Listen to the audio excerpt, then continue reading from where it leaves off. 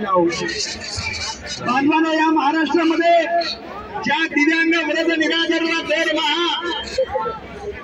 दरमहा फक्त 1,500 रुपये मानधन दिले जाते, पण या ठिकाणी विचार करायची गोष्ट आहे, या 1,500 मध्ये दररोजचे 50 रुपये, या 50 रुपयामध्ये चहा पियाला होते का? अरे चहाची पत्ती 10 रुपयाला, दुधाचं पाकिट 2 वेळेस घ्यायचं असेल तर 12 दूनी 24 रुपये जातात आणि 10 रुपये तर 14 रुपये जातात। 14 साखर मिळेल का? आणि आमच्या दिव्यांग बांधवांना जगणं शक्य आहे का? या आमदार खासदाराला, या मंत्रिमंडळाला जागा कशी येत नाही? 1,500 मध्ये जर दिव्यांग जगत असेल तर तुम्हाला 3,000 मानधन कसं पुरत नाही?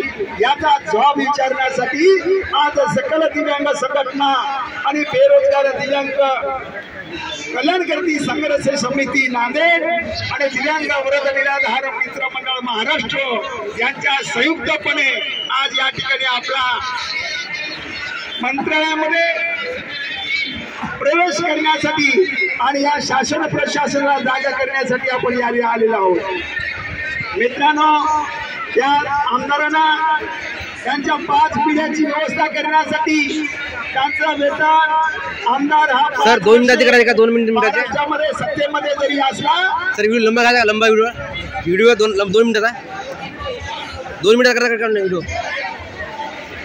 या मंत्रिमंडळाला जागा करण्यासाठी महाराष्ट्रामध्ये दिव्यांग बांधवांना, या आमदारांना मानधन 5 वर्ष जरी आमदार असेल त्यांना जन्मापर्यंत पेन्शन मिळते आणि त्यांनी संपल्यानंतर सुद्धा त्यांच्या कुटुंबाला जर पेन्शन मिळत असेल तर हे कायदा कुठला आहे? कर्मचाऱ्यांना पेन्शन बंद आहे।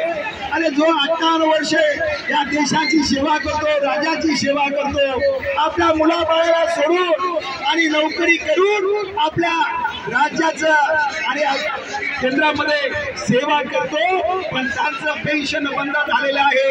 पण ज्या आमदारांना आपण खासदारांना निवडून दिल्यानंतर, ते सत्तेत गेल्यानंतर आपलं मानधन कुठेही लक्षवेधी सूचना न मानता ते आपलं मानधन वाढवून घेतात आणि आपल्या हक्क घेतात, पण आमच्या दीनदुबळ्या दिव्यांग वृद्ध निराधारांचा तो विचार करीत नाहीत। यासाठी आपल्याला या ठिकाणी संघटित होणं काळाची गरज आहे। आज या महाराष्ट्रामध्ये आपण